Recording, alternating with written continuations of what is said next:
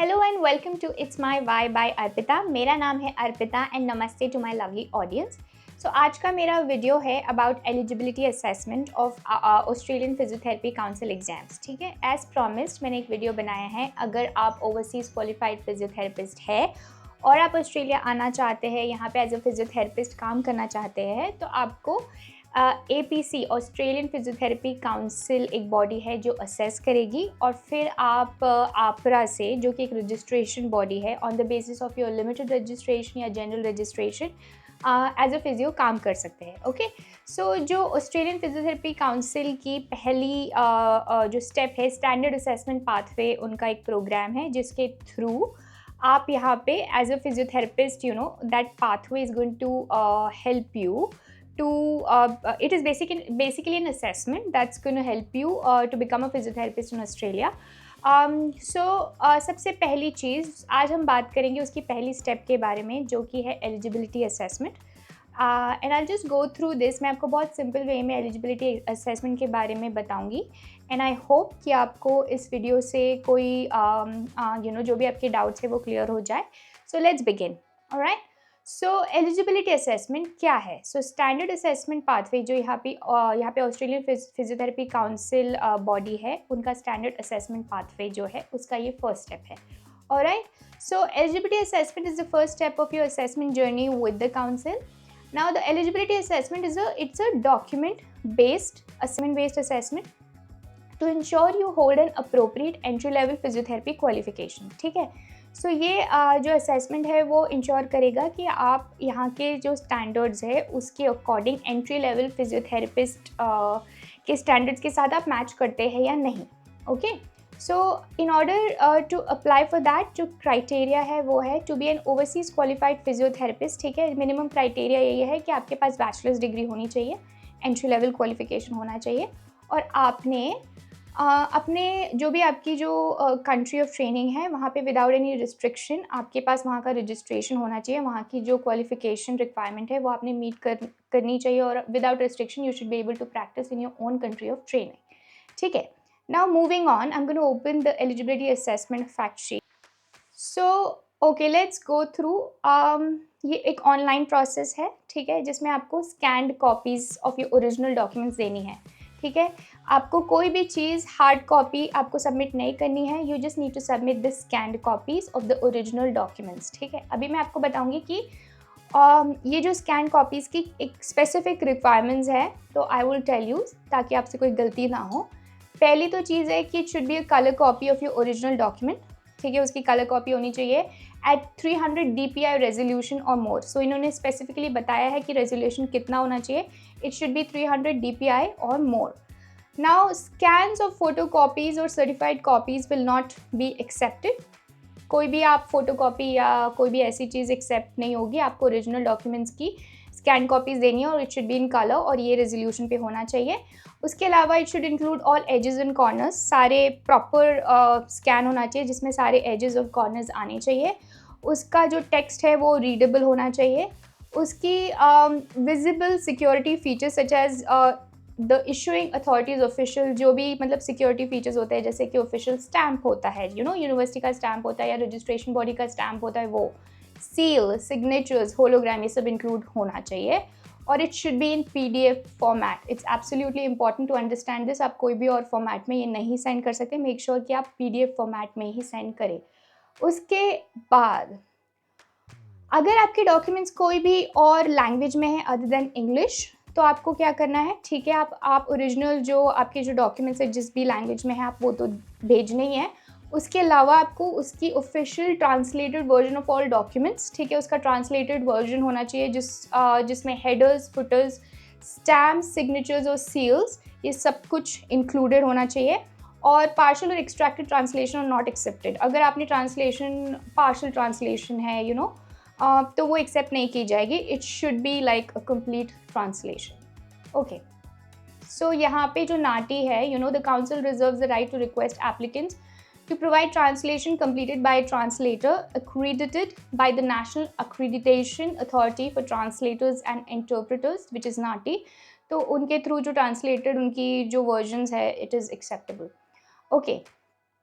उसके what if there are issues with my documents, अगर कोई भी डॉक्यूमेंट्स में आपके इश्यूज़ आ रहा है, सो ऐसा नहीं कि वो कैंसिल कर देंगे।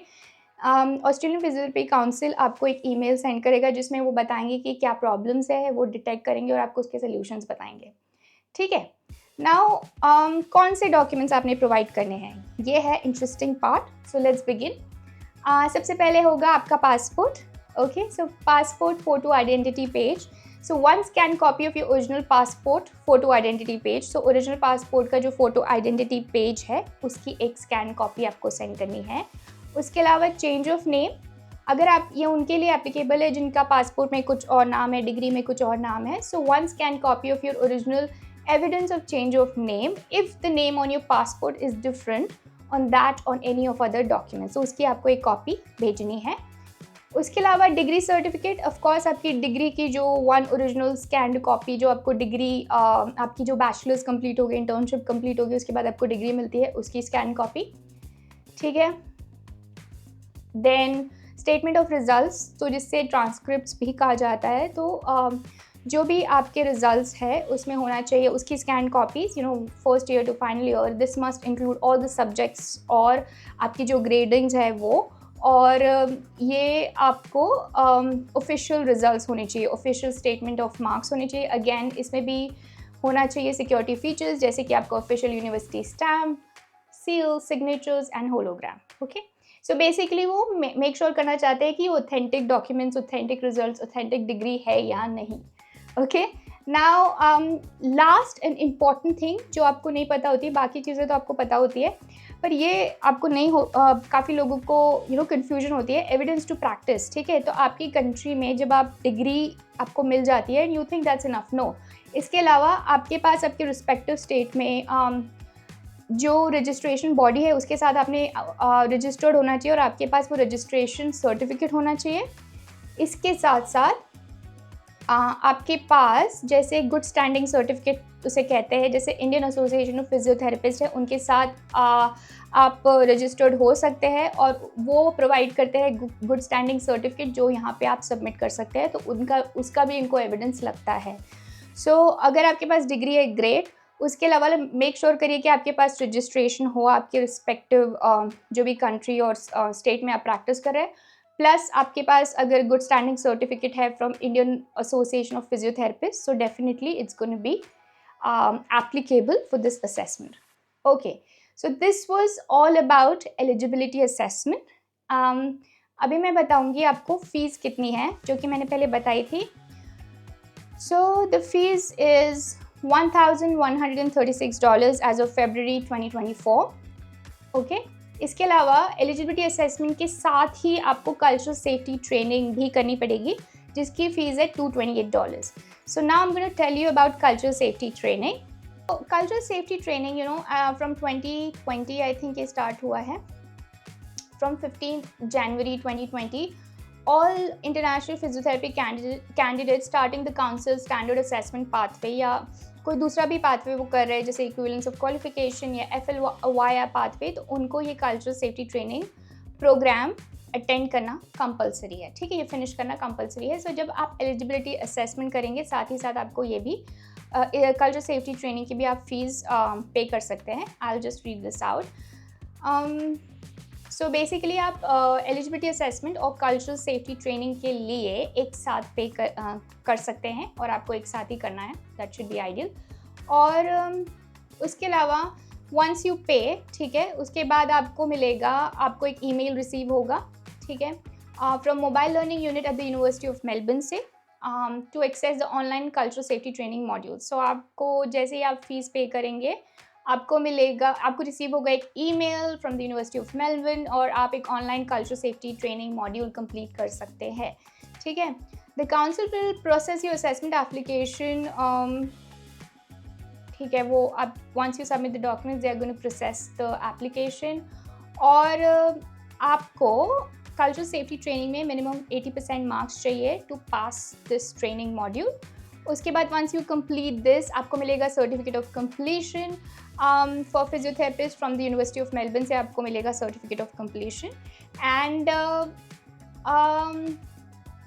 For standard assessment, including any other pathway, after successful completion of the cultural safety training and eligibility assessment, the candidates receive interim certificate and are able to apply to take for the next, which is written exam stage. So once you finish these two steps, you will be getting an interim certificate from the council. और interim certificate काफ़ी valuable होता है. So अगर आपके पास interim certificate आ जाता है तो आप as a limited registered physiotherapist भी प्रैक्टिस कर सकते हैं ऑस्ट्रेलिया में. बट इंटरिम एक रिक्वायरमेंट है to practise as a limited registered physio. पर ये जो रजिस्ट्रेशन बॉडी है वो है आप्रा. ठीक है, सो आप्रा से आपको मिलेगा लिमिटेड रजिस्ट्रेशन, जिसका एक क्राइटेरिया है कि आपके पास इंटरिम होना चाहिए. लेकिन इंटरिम के साथ साथ भी आपके पास और भी चीज़ें होनी चाहिए, जैसे कि अगर आपको रजिस्ट्रेशन चाहिए तो वो IELTS लगता है मिनिमम 7 इन ईच मॉड्यूल. उसके अलावा लगता है आपके पास जॉब होनी चाहिए, आपके पास सुपरवाइज़र होना चाहिए who is willing to supervise you throughout your APC journey, अगर आपको लिमिटेड रजिस्ट्रेशन पे काम करना है. तो अगर आप डायरेक्टली रिटन एग्ज़ाम और उसके बाद क्लिनिकल दे के आ रहे हैं सो फिर तो it's a different game altogether. But if you are planning कि आपको लिमिटेड रजिस्ट्रेशन पे थोड़ा एक्सपीरियंस लेना है, so once you get the interim you should look for the job. और जो सुपरवाइज़र अगर आपको मिल जाता है, is willing to supervise you throughout your APC journey, so definitely आप लिमिटेड रजिस्ट्रेशन APRA से आपको ले सकते हैं और यहाँ पे एज अ फिजियोथेरेपिस्ट काम कर सकते हैं. you can gain some experience and then you can give your written exam and your clinical exam. Okay, I hope ये डाउट आपका क्लियर हो, क्योंकि बहुत सारे लोगों का ये डाउट क्लियर नहीं होता है. So I think that's pretty much it. मैं आपको एक कल्चरल सेफ्टी जो ट्रेनिंग है उसका मैं एक आइडिया आपको दे देती हूँ. मतलब इस ट्रेनिंग में क्या होता है, I just tell you about the parts of the training. ठीक है, कल्चरल सेफ्टी ट्रेनिंग जो होती है काउंसिल की, उसमें उसके डिफरेंट सेक्शंस होते हैं. ठीक है, नाउ उसका पहला जो सेक्शन है that is for 15 minutes. Welcome to the Australian physiotherapy council's cultural safety training for physiotherapist online programme. Modules of it. Okay, so Aboriginal and Torres Strait Islander people contemporary culture and ways of knowing, which is for 1 hour and 15 minutes. Then the next thing is an introduction to the cultural safety for physiotherapy practice, which is for 40 minutes. Then best practice when work with Aboriginal and Torres Strait Islander people, which is for 35 minutes. And common misconceptions about Aboriginals and Torres Strait Islander people, which is for 30 minutes. Recognizing and responding to racism in practice for 35 minutes. What does cultural safety in physiotherapy practice look like, which is for 1 hour and 10 minutes. And final assessment, which is a quiz of multiple choice question, true false option and situational judgment cases. And overall pass mark of 80% is successful completion. So basically क्या होता है, ये culture safety training इसलिए डाला जाता है जो यहाँ पे अबॉरिजिनल्स एंड टोरेस स्ट्रेट आइलैंडर जो होते हैं इनको रिस्पेक्ट देने के लिए, जो कि ओरिजिनल कस्टोडियंस है ऑफ द लैंड. सो यहाँ पे कोई मीटिंग्स होती है तो उसकी स्टार्टिंग भी इससे शुरू होती है बाय गिविंग देम रिस्पेक्ट. तो आपको उसके बारे में, क्योंकि यहाँ पे आप एज अ फिजियोथेरेपिस्ट काम करेंगे, कोई भी हेल्थ प्रैक्टिशनर यहाँ पे काम करता है तो उनको इन सब चीज़ों का पता होना चाहिए. And you should be able to practise, क्योंकि आप हर किसी के साथ काम कर सकते हो including this Aboriginal and Torres Strait Islander people. So you should give them complete respect और इसी के बारे में ये ट्रेनिंग है. ओके, एंड इसमें 80% आपको चाहिए. और एंड डोंट वरी कि अगर आपको 80% नहीं आते तो भी आप till the time you get 80% आप मल्टीपल अटैम्प्ट्स कर सकते हैं. I will read some FAQs और मुझे एक ईमेल भी आया है और एक कमेंट भी आया है जो डाउट्स आपको है उसके बारे में. So let's begin. What are the frequently asked question, आप लोगों को कुछ डाउट होता है उसके बारे में. What do I do after submitting my eligibility application. So आपका एलिजिबिलिटी असेसमेंट एप्लीकेशन जब सबमिट करते हैं उसके बाद आपको कल्चरल सेफ्टी ट्रेनिंग करनी है. Once you've passed the eligibility assessment and completed the cultural safety training, the council will issue you with interim certificate. ठीक है, and then your next step will be the written examination. तो आप उसके लिए prepare कर सकते हैं. Now, how do I complete the cultural safety training program? So मैंने आपको भी बता ही दिया कि shortly after payment is received for your eligibility assessment application, you will receive an email with instruction to access the cultural safety training program. ठीक है. What is the APA free associate membership and professional indemnity insurance? ये क्या है? तो क्या होता है कि आपको स्किल असेसमेंट प्रैक्टिस करने के लिए एक इंश्योरेंस लगता है, बट जिसके लिए मैंने $700 दिए थे मेरे टाइम पे, बट अभी इन्होंने फ्री कर दिया है, ठीक है, 1 साल के लिए फ्री है, जो कि आपको बाद में रिन्यू कराना पड़ता है every year. But once you have completed the eligibility assessment and cultural safety training, you will receive the free associate membership with the Australian Physiotherapy Association and professional indemnity insurance cover, which is great, I feel. ठीक है, तो आप जो APA Australian physiotherapy association है, उनके साथ आपको ये जो प्रोफेशनल इंडेमनिटी इंश्योरेंस कवर जो कि चाहिए होता है आपकी क्लिनिकल असेसमेंट के लिए, ठीक है, कि अगर आपको जैसे क्यों होती है इंश्योरेंस, जैसे आप प्रैक्टिस करें एज ए फिजियोथेरेपिस्ट भी, तो अगर कोई पेशेंट को कोई इश्यू हो गया, कोई प्रॉब्लम हो गई, या आपको यहाँ पे लोग सू कर सकते हैं, सो उसके प्रोटेक्शन के लिए इंश्योरेंस होती है, और ये बहुत ही ज़रूरी है. मेरे पास भी APA की इंश्योरेंस थी, अभी भी मेरे पास इंश्योरेंस, हर वक्त आप यहाँ पे काम कर रहे हो तो आपके पास इंश्योरेंस तो होनी ही चाहिए. Alright, what happens once my entrance certificate expires. तो अगर आपका इंट्रेंस सर्टिफिकेट एक्सपायर हो जाता है तो आप उसको रिन्यू कर सकते हैं. ओके, सो यूजली क्या होता है, the council recommends staying active in your assessment journey and completing all stages as soon as possible. Council आपको इंकरेज करता है कि आप जल्दी जल्दी आपकी स्टेप्स पूरी करिए, इसको डिले मत करिए. लेकिन if you need to renew your interim certificate after its 2 years, so interim certificate is valid for 2 years. तो अगर आपके 2 years हो गए, लेट्स से कि आपने एग्ज़ाम उस टाइम पे नहीं की, आपके कोई इश्यूज़ आए, तो आप उसको रिन्यू कर सकते हैं. लेकिन मेक श्योर करिए कि आप 4 weeks बिफोर इट्स एक्सपायरेशन, आप 4 weeks के पहले, जब वो एक्सपायर हो रहा है उसके 4 weeks के पहले काउंसिल को बताइए कि एक्सपायर होने वाला है और आपको रिन्यू करना है, and they will issue you another interim certificate. So interim certificate आप रिन्यू भी कर सकते हैं, इसकी वैलिडिटी होती है 2 years की. ओके, सो और मुझे जो एक क्वेश्चन आया था अबाउट कौन से वीज़ा पे, ठीक है, सो मैं let me tell you about me. So मैं यहाँ पे आई थी मास्टर्स करने के लिए. I have done my masters in advanced health service management, क्योंकि मैं एक फिजियोथेरेपिस्ट टीम लीडर हूँ. सो मेरे पास ऑलरेडी, मैंने डेफिनेटली रजिस्ट्रेशन प्रोसेस किया है, बट मैंने मैनेजमेंट में किया because I wanted to try something different. और वैसे भी अगर मुझे मैनेजमेंट में प्रोग्रेस करना है, so I should be able to progress forward उस इंटेंशन के साथ. लेकिन सो मैं यहाँ पे पढ़ने के लिए आई थी 2 साल के लिए फॉर 2 years. एंड सो मुझे usually at that time 2 years में आपको मिलता था 2 years प्लस का post study work visa. So I didn't have to like worry about visa, और एनी विच वे मुझे वर्किंग वीज़ा मिला था, मुझे स्पॉन्सरशिप मिली थी. So on that I gave my exam. So but इसके ऑप्शंस क्या है, तो डेफिनेटली अगर आप आप कोई और कंट्री में हैं और सिर्फ आप एग्ज़ाम्स देने के लिए आ रहे हैं, तो आप टूरिस्ट वीज़ा पे आ सकते हैं. यहाँ पे आप पढ़ने आ सकते हैं, आपको मास्टर्स करना है फिजियोथेरेपी में या कोई और फील्ड में, सो डेफिनेटली आप पढ़ने के लिए आ सकते हैं. उसके साथ आपको पोस्ट स्टडी वर्क वीज़ा मिल जाएगा, and then you can meanwhile you can complete your process. इसके अलावा जो थर्ड ऑप्शन है वो है वर्क वीज़ा. सो जो कि मैंने आपको एक्सप्लेन किया है कि अगर आप सक्सेसफुल होते हैं यहाँ पे जॉब के लिए अप्लाई करने में, जो कि आपको ज़्यादातर रीजनल में मिलेगी अगर आप दूसरे कंट्री में से यहाँ पे आने की कोशिश कर रहे हैं.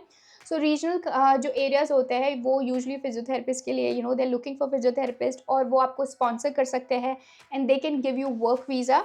सो यहाँ पे आप वर्क वीज़ा में भी आ सकते हैं, बट मेक श्योर करिए आपके पास जॉब होनी चाहिए, आपके पास सुपरवाइज़र होना चाहिए, आपने APC आपकी प्रोसेस शुरू कर देनी चाहिए, और आपके पास डेफिनेटली इंटरिम सर्टिफिकेट होना चाहिए.